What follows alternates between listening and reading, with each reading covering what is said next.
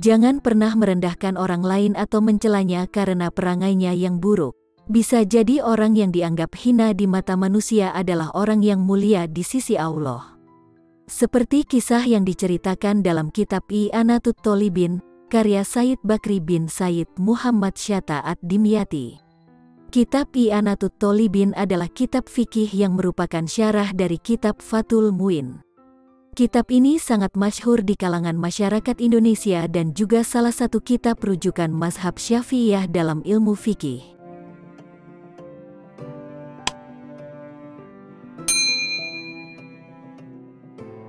Dikisahkan, pada zaman Amirul Mukminin Harun ar-Rasyid berkuasa, ada seorang pemuda yang dikenal berperangai buruk. Banyak perilakunya tidak menarik simpati penduduk Basrah. Ia bukanlah pemuda idaman masyarakat. Penduduk kota kehilangan empati terhadapnya karena perilakunya yang tidak terpuji dan banyaknya maksiat terang-terangan. Ia pun kehilangan wibawa di tengah masyarakat. Penduduk Basrah memandang rendah kepadanya. Tak satu pun anggota masyarakat yang peduli kepadanya. Namun demikian, pemuda ini selalu tampil lebih baik saat bulan Rabiul Awal, bulan kelahiran Nabi Muhammad Shallallahu Alaihi Wasallam. Ia berpenampilan sangat bagus. Ia mencuci pakaian yang dikenakannya, kemudian mengenakan wangi-wangian pada pakaiannya. Rambutnya disisir dengan rapi. Ia bercermin untuk memastikan penampilannya yang terbaik. Apakah yang dilakukan pemuda ini selanjutnya? Di luar dugaan masyarakat, ia mengadakan jamuan kenduri, acara syukuran. Di tengah jamuan itu ia meminta sejumlah penduduk membacakan maulid atau sejarah kelahiran Nabi.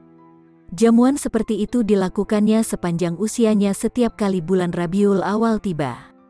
Setiap kali bulan maulid, setiap kali itu juga ia berhias, berpakaian rapi, mengenakan parfum, menyisir rambut, menjamu penduduk.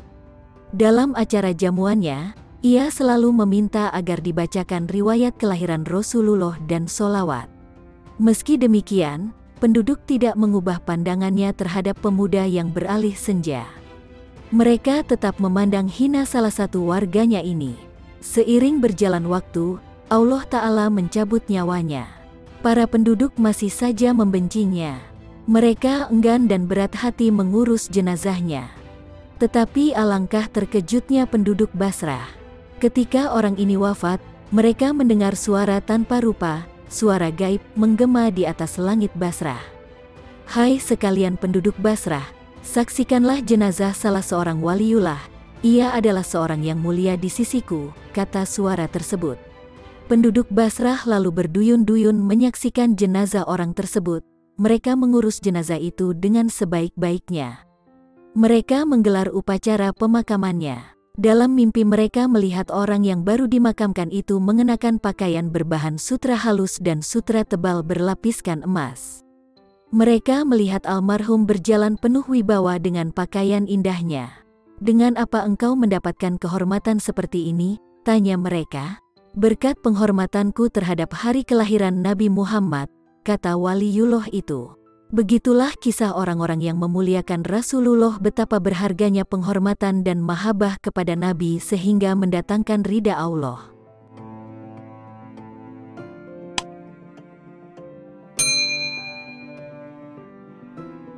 Dalam kisah lain, ada seorang ahli maksiat yang diangkat menjadi waliullah.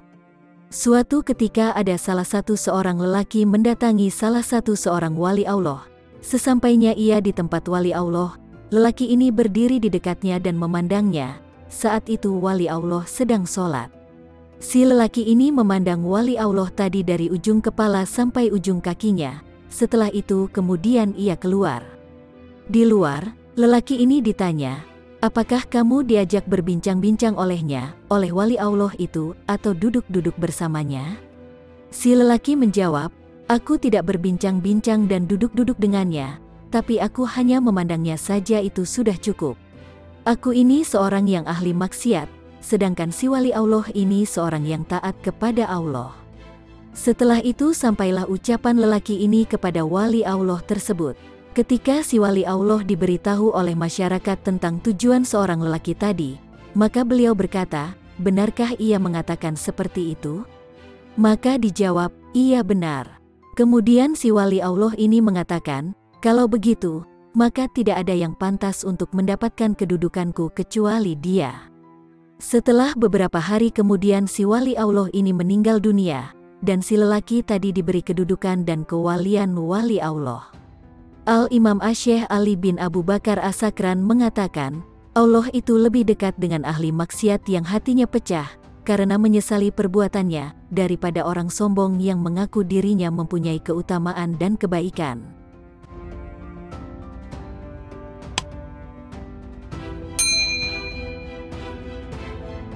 Diriwayatkan, dahulu ada seorang wali besar bernama Utbatul Gulam. Tidak ada perbuatan maksiat yang tidak pernah dilakukan oleh Utbah. Perbuatan dosa-dosa besar pernah dilakukan oleh dia.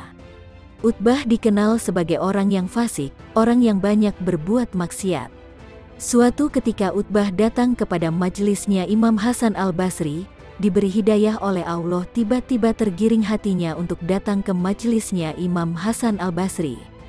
Di majelis Imam Hasan Al-Basri, semua orang menangis termasuk Utbah ketika mendengar penjelasan nasihat yang tulus dari Imam Hasan Al-Basri.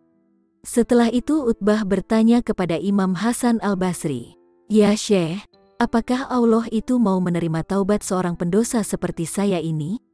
"Diterima. Pintu taubatnya Allah terbuka, selama kau betul-betul minta ampun kepada Allah," jawab Imam Hasan Al-Basri.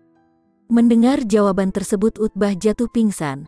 Bangun dari pingsannya Utbah kembali bertanya kepada Imam Hasan Al-Basri, dia masih tidak percaya orang seperti dirinya ketika bertobat masih diterima oleh Allah. Karena Utbah begitu menyadari betapa dosa-dosa yang dia lakukan begitu banyak. Lalu Imam Hasan Al-Basri menjelaskan, sebesar apapun dosamu, kalau kau betul-betul bertobat kepada Allah, maka dosa-dosamu akan diampuni oleh Allah. Seketika Utbah pingsan kembali. Ketika bangun dari pingsannya Utbah bertanya lagi, dan Imam Hasan Al-Basri tetap menjelaskan bahwa diterima taubatnya seseorang yang benar-benar bertobat. Lalu Utbah berdoa kepada Allah, "Wahai Allah, kalau Engkau menerima taubatku dan Engkau ampuni dosa-dosaku, maka muliakanlah aku dengan pemahaman, mudah memahami dan menghafal ilmu dan Al-Quran yang aku dengar. Wahai Allah, muliakanlah aku dengan suara yang merdu sehingga orang yang mendengar bacaanku bertambah kelembutan dalam hatinya. Wahai Allah, muliakanlah aku dan berikanlah aku rizki yang halal dan berikanlah aku rizki yang tak terduga-duga." Dan doa Utbah diijabahi oleh Allah. Karena orang yang bertaubat itu berubah derajatnya dari orang yang dimurkai menjadi orang yang dicintai oleh Allah. Diriwayatkan bahwa sampai-sampai setiap orang yang mendengar bacaan Al-Quran dari Utbah, bisa membuat orang tersebut bertobat kepada Allah.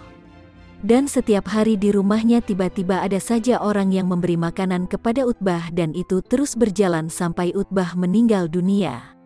Semoga Allah senantiasa melimpahkan rahmatnya untuk kita semua.